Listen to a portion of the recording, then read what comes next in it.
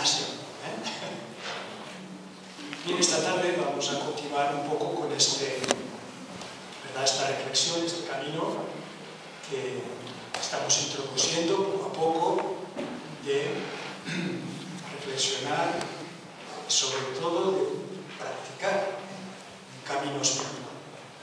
Como ven, el título de esta tarde es el camino espiritual y sus desafíos. Queremos dar un pasito más, ¿verdad?, de la reflexión que el hermano Billy esta mañana nos compartía. Tomaré algunos elementos al principio y después pues ya iremos avanzando. ¿Qué entendemos por espiritualidad? Pues bien, el hermano Billy esta mañana nos hacía una referencia, yo creo que muy clara sobre los desafíos, los cambios, las mutaciones de nuestro mundo. Estamos en un mundo plural, en el que la experiencia religiosa pues, ha sufrido también de esa mutación. En medios eclesiásticos se ha hablado, ¿verdad?, de cómo la Iglesia en estos últimos siglos ha ido perdiendo a distintos públicos. En el siglo de las luces pues empezó perdiendo a los intelectuales. En el siglo XIX, siglo XVIII, los intelectuales, siglo XIX, pues a las masas obreras, son todos los movimientos sociales, ¿verdad?, capaz de adaptar su discurso, su propuesta, pues a las necesidades emergentes, ¿verdad? Y en el siglo XX, pues vemos que además de los intelectuales, los trabajadores, pues las mujeres, los jóvenes, especialmente en la última mitad del siglo, ¿verdad? Todo esto el Concilio Vaticano II era muy consciente, y en ese momento ya había en la Iglesia un grito o aquello de no a la Iglesia, sí a Cristo. Es decir, se experimentaba toda la institucionalización precisamente como un freno a todo lo que pudiera suponer una experiencia religiosa auténtica, la que proponía el Evangelio. Es decir, no a la Iglesia, sí a Cristo suponía rescatar lo mejor de aquello que la tradición nos legaba, pero cubierto de polvo. Era un intento de dejar el polvo atrás y quedarse con lo mejor. Pero no quedaron aquí los emblemas y las consignas, sino que poco tiempo más tarde se oyó la consigna de no a Cristo, sí a Dios. Cristo era solamente patrimonio de un grupo de creyentes, la experiencia espiritual era patrimonio de muchos creyentes en muchas tradiciones. Dios era lo que nos unía, Dios podía ser aquel elemento pues, que reconstituyera la unidad perdida y por la que tantas veces la humanidad había entrado en guerra. Buscar, pues, de algún modo construir una nueva convivencia a partir de lo más básico de Dios. Pero no quedaron ahí las consignas, sino que Dios fue visto también como un agente, ¿verdad?, perturbador de la historia humana, como alguien que tarde o temprano quiere imponerse y de algún modo pues vienen las cruzadas, etcétera, etcétera.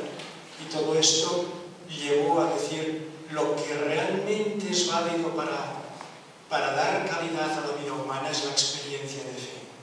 Fe en la vida, fe en lo esencial, fe en lo que usted quiera, pero una fe que le haga auténtico sin darle un nombre y sin personalizar.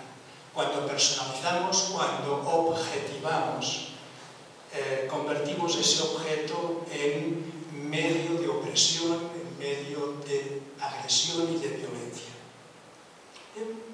No ha quedado ahí el emblema y llegamos estos últimos años incluso con esta última consigna: no a la fe, sino a la espiritualidad. Patrimonio de la humanidad es la espiritualidad, no es patrimonio de los creyentes. Es patrimonio de cualquier ser humano, tenga fe o no, tenga Dios o no, pertenezca a la Iglesia o no. Es algo con lo que nacemos y es una capacidad digamos, estos últimos autores que las religiones han querido secuestrar, ¿verdad?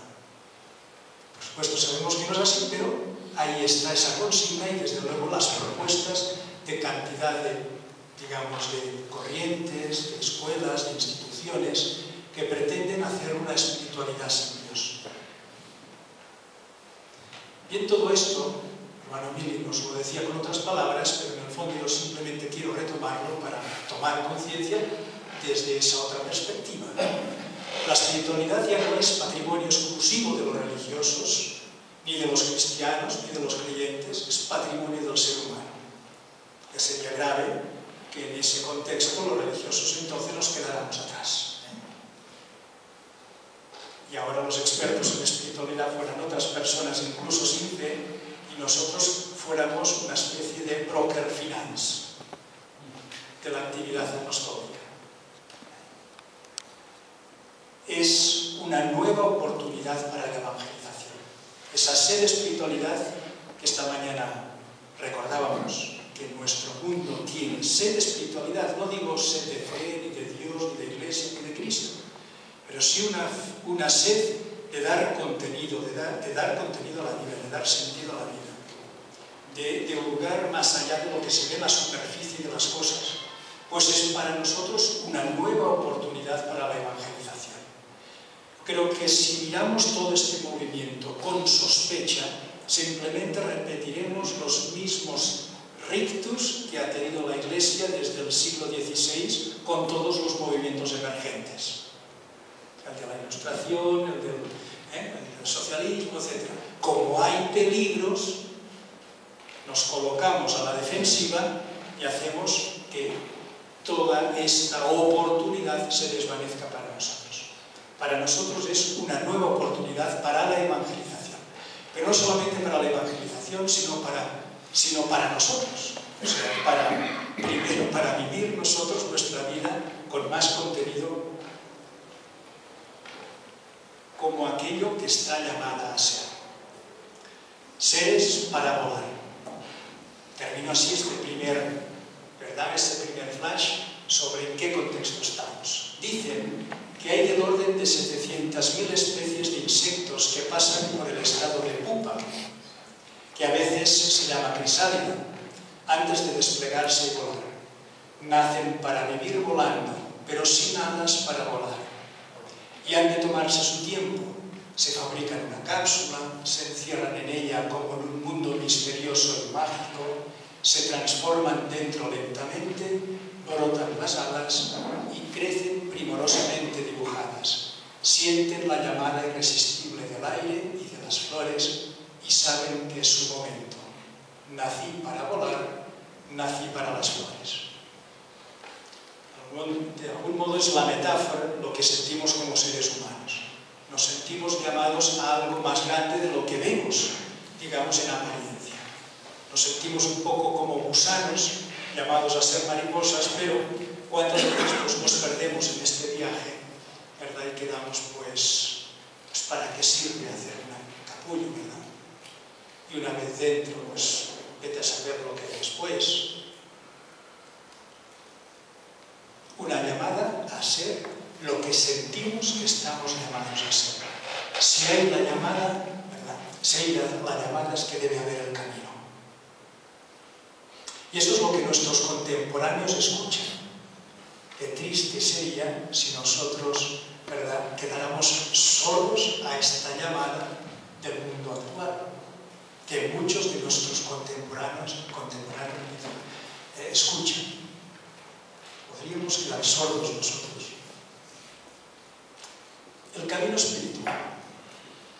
Vamos a dar un pasito más para describir de otra manera pues el camino espiritual. Como siempre estamos en el lenguaje del amor, en el lenguaje de algún modo de lo espiritual y de Dios, nunca acabamos de decirlo todo y todo lo que decimos es una pura analogía. Nunca acabamos de decirlo todo y todo lo que decimos es una analogía.